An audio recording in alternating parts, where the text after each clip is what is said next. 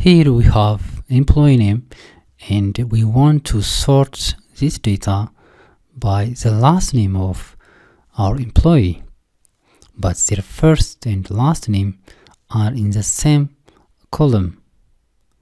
How can we separate it and sort the data by only their last name? Here we have a feature called text to columns. Here we get the data and text to columns. First, let's insert one more column here, just before the department,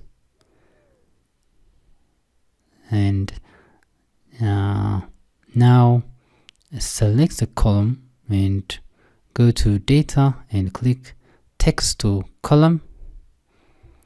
Here we have a wizard to do the job. The default choice is delimited. Characters such as commas or tabs support each other, or a fixed width. For our case, let's use a delimited option, and let's click next. Now a list of options are available for the delimiters: the semicolon, tab, comma, space, and others. For our case, the names are separated by space, so select space and look. Here's the effect, and then we'll finish the wizard.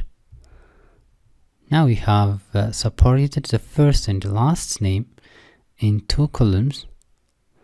Go ahead and call this last name, and this is the first name.